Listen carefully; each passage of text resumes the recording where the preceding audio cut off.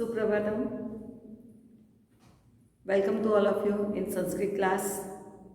In previous lecture, we learned chapter 17, Swabhavik Sadrasham, Natural Similarity. यहाँ पे board के exam में जो शॉर्ट नोट पूछी जाती है, कई चैप्टर ऐसे हैं 1 to 20 में जिसकी शॉर्ट नोट इंट्रोडक्शन में से ली जाएगी। तो उसमें से एक है चैप्टर 17 में पतंजलि, आचार्य पतंजलि की शॉर्ट नोट। तो सबसे पहले हम उसको पढ़ेंगे कि इस शॉर्ट नोट को इंट्रोडक्शन में से किस तरह से हमें लर्न करना है और उसको याद रखना है। उसके बाद हम हमारे जो टॉपिक है नेचुरल सिमिलैरिटी, स्वाभाविक सादृश्य, उसका डिस्कशन करेंगे। तो सबसे पहले हम देखेंगे नियर बाय 2600 years ago, मतलब 2600 साल पहले आचार्य पाणिनि हो गए। उन्होंने अपनी एक व्याकरण जो ग्रामर बुक है वो लिखी है, व्याकरण बुक है। हमने स्टैंडर्ड 9th में चैप्टर 20 में पढ़ा था, जो स्पेशलिटीज फीचर्स थे संस्कृत के स्टैंडर्ड 9 में, उसमें हमने पढ़ा था कि आचार्य पाणिनि ने अष्टाध्यायी नाम की जो ग्रामर बुक लिखी है उसका इम्पोर्टेंस क्या है। जैसे ह्यूमन बॉडी है, उसमें हेड है, मतलब उसका जो चेहरा है उसकी जो इम्पोर्टेंस है उसी इतना ही महत्व संस्कृत की अष्टाध्यायी का है। तो पाणिनि की जो ग्रामर बुक है अष्टाध्यायी, उनकी रचना की जो ग्रामर बुक है, और ये जो ग्रामर बुक है वह सूत्र शैली में लिखी गई है। सूत्र शैली 4000 उसमें सूत्रास है।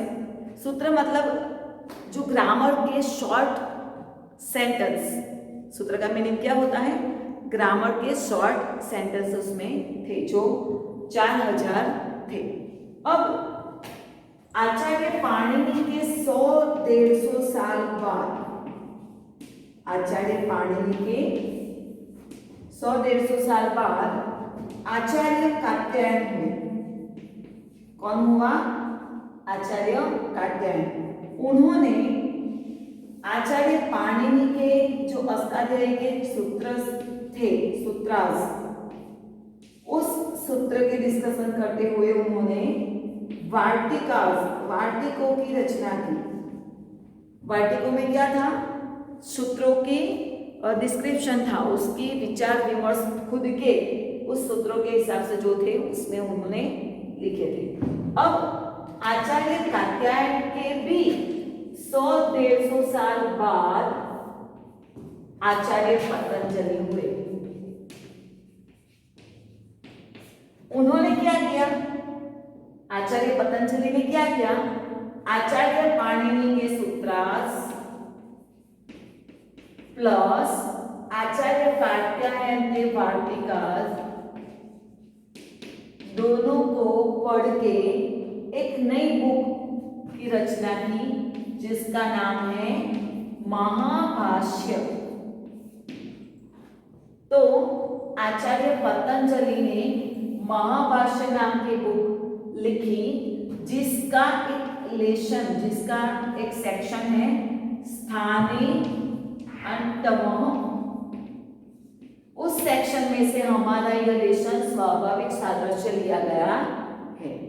तो इस लेशन में जो महाभाष्य है उसमें सामाजिक, राजनैतिक, खगोल, भूगोल, विज्ञान आदि सबके सिद्धांत का डिस्कशन किया गया हुआ है। मतलब पृथ्वी की गुरुत्वाकर्षण शक्ति जो है उसका उल्लेख, उसका विवरण इस बुक में पहले से ही आचार्य पतंजलि ने करके रखा है। तो हमें जब शॉर्ट नोट आचार्य पतंजलि की पूछी जाए तो हमें सबसे पहले याद रखना है 2600 साल पहले आचार्य पाणिनि हो गए, जिसने अष्टाध्यायी नाम की व्याकरण बुक लिखी थी जो सूत्र शैली में थी। और कितने सूत्र थे? 4000 सूत्र थे। आचार्य पाणिनि के 100-150 साल बाद आचार्य कात्यायन हुए। कात्यायन ने सूत्र शैली के आधार पर वाटिकों की रचना की और उसमें सूत्रों के विचार विमर्श उनके सूत्रों के आधार पर लिखे गए हैं। कात्यायन के 100-150 साल बाद आचार्य पतंजलि हुए। पतंजलि ने पाणिनि के सूत्र और कात्यायन के वाटिकों की पढ़कर उसका अभ्यास करके उन्होंने महाभाष्य नामक व्याकरण ग्रंथ की रचना की, जिसमें स्थाने अंतमः जो सेक्शन है उसमें से हमारा ये लेशन स्वाभाविक सादृश्य लिया गया है, नेचुरल सिमिलैरिटी। अब हम हमारे टॉपिक पे आते हैं। नेचुरल सिमिलैरिटी किसे कहते हैं? लाइक मैं अगर आपको ऐसे बोलूं कि मोर, कौवा,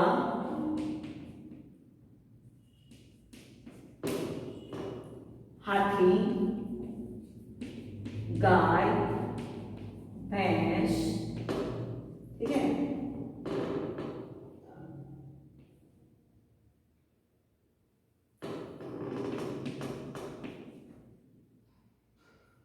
पीपल,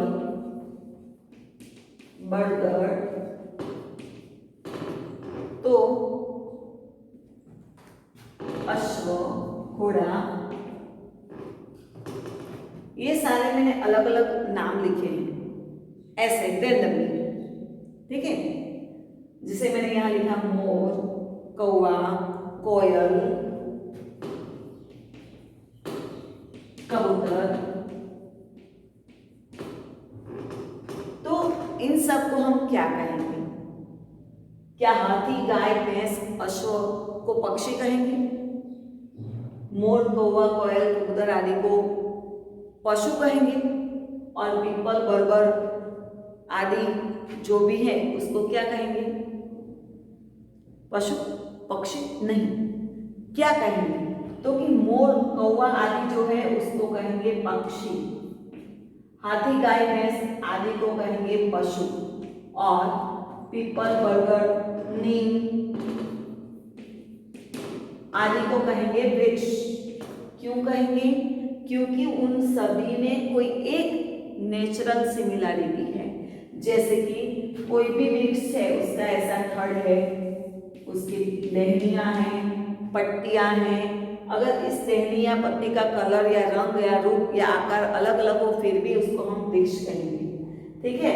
पक्षी जिसके विंग है, नेचुरल सिमिलैरिटी, जिसके विंग है वह उड़ सकते हैं, उसको हम एक नेचुरल सिमिलैरिटी जिसको हम पक्षी कहेंगे, ठीक है। जिसके 4 पैर होते हैं, जिसके 4 पैर होते हैं उसे हम कहेंगे पशु। तो 4 लेग्स होना, विंग्स होना, ठीक है, रूट्स होना, तो आदि सभी में एक नेचुरल सिमिलैरिटी होती है। इसकी वजह से इनके रूप, रंग, कौवा और मोर का रंग, रूप, आवाज सभी कुछ अलग है, फिर भी हम उसको बर्ड कहेंगे। क्यों? क्योंकि उन सभी में एक नेचुरल सिमिलैरिटी है और वह है कि उनकी विंग है। तो सारे विंग वाले हम कोई भी जीव हो उसको हम बर्ड कहेंगे। तो इस नेचुरल सिमिलैरिटी की बात हम लेशन नंबर 17 में करेंगे, जिसमें पतंजलि ने जो सोशल लाइफ है हमारी in the world, different things in the world, बहुत सारे थिंग्स हैं, उन सभी में जो नेचुरल सिमिलैरिटी है वही कही है। जैसे उन्होंने कहा कि आयरन, कॉपर, गोल्ड, मेटल, सभी जो कहते हैं उनको मेटल कहते हैं। गोल्ड हो, सिल्वर हो, तो आयरन हो, मतलब धातु, सोना, चांदी, लोखंड आदि को हम क्या कहेंगे? मेटल कहेंगे। उनकी बाजार कीमत अलग है, मतलब किसी ने सोने के ऐसे कड़ा पहना हुआ है, चूड़ी पहनी हुई है, किसी ने कान की बाली पहनी हुई है, किसी ने गले में चेन पहनी हुई है और वो गोल्ड की है, तो अलग अलग आकार और रूप रंग होने के बावजूद वो कहलाएगा गोल्ड ही, ठीक है। अगर कोई लोखंड की चीज कहीं पे गिरी हुई है तो कोई व्यक्ति उसको लेने के लिए नहीं झुकता, अरे ये तो लोखंड है चलेगा, काट, मतलब ऐसे ही पड़ा रहेगा, कोई उसकी तरह लेने के लिए नहीं झुकता, और उस लोखंड को लेने के बाद वह अपने तिजोरी में संभाल के नहीं रखता। क्यों? क्योंकि उसकी बाजार कीमत नहीं है। पर अगर इतना सा भी गोल्ड रास्ते में गिरा मिले किसी को तो वह जग से उठा लेता है या बाजार से खरीद के भी लाता है, तो उसे तिजोरी में या अपनी लॉकर में सेफ रखता है, अपने कपबोर्ड में सेव रखता है। क्यों? क्योंकि उसकी कीमत ज़्यादा है, फिर भी वह कहलाएगी मेटल ही। तो यहाँ पे जो लेशन है हमारा living beings and non living beings, natural similarity of living beings and non living beings, सजीव और निर्जीव, बराबर, उन दोनों में कौन सी नेचुरल सिमिलरिटी है वह हम लेशन में उसका अभ्यास करेंगे और संस्कृत के साथ उसको पढ़ेंगे।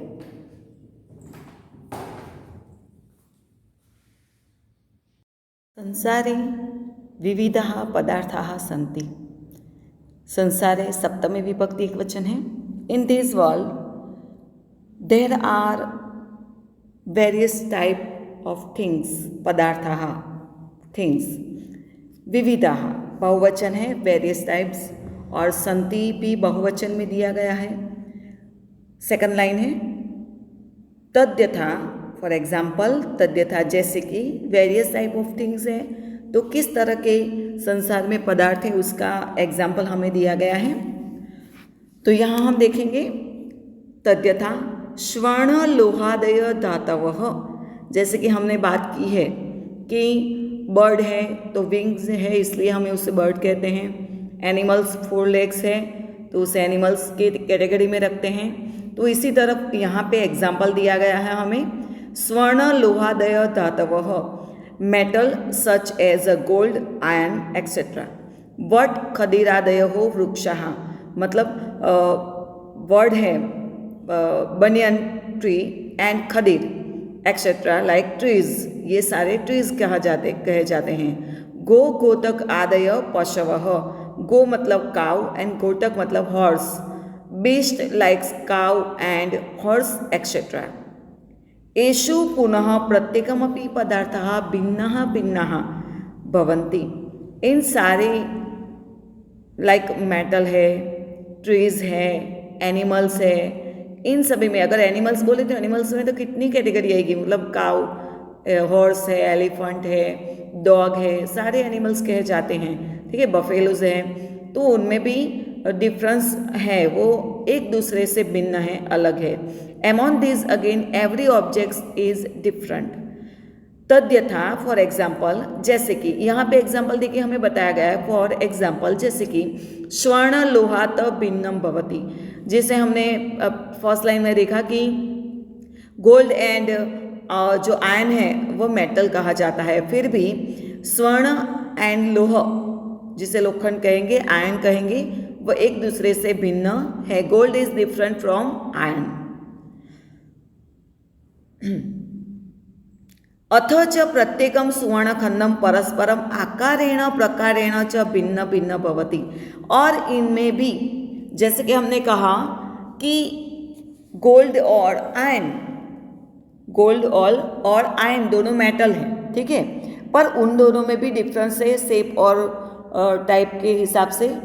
पर अगर हम सिर्फ गोल्ड की बात कहें तो गोल्ड में भी आकार प्रकार के हिसाब से वेरियस टाइप दिखाई देता है। जैसे किसी ने गोल्ड की बेंगल बनवाई है, किसी ने गोल्ड की चेन बनवाई है, किसी ने गोल्ड के झुमके बनवाए हैं, ठीक है, तो किसी ने गोल्ड के वेस्ट बैंड बनाए हैं, गोल्ड के पायल बनाए हैं। तो सारे गोल्ड के गहने जो हैं वह डिज़ाइंस के हिसाब से भिन्न भिन्न हैं, आकार के हिसाब से भिन्न भिन्न हैं, फिर भी वह कहलाएगा तो मेटल ही, ठीक है। अगर एक साथ गोल्ड की बेंगल रखो, गोल्ड की चेन गले में है लाइक ऐसे है, और कान की जो बाली हैं वो रखो तो उनमें भी भिन्नता दिखाई देती है।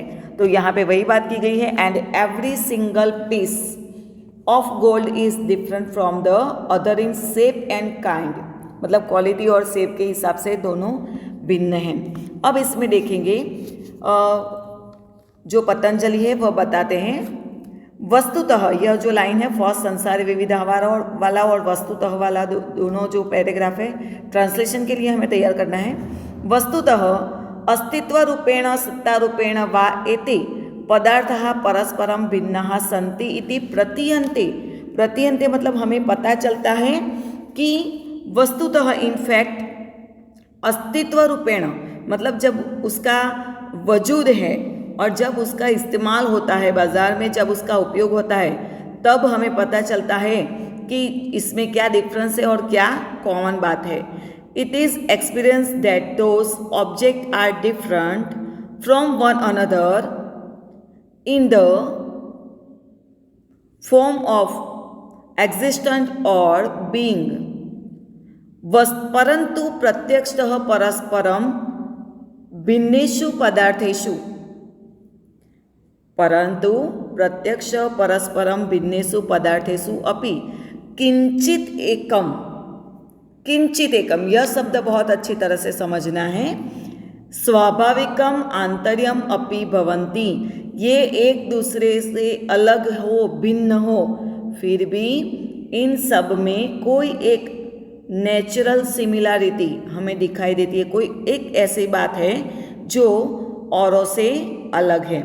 तो यहाँ पे वही बात की गई है, but actually even in the objects that are different from one another there is some sort of natural close relation also।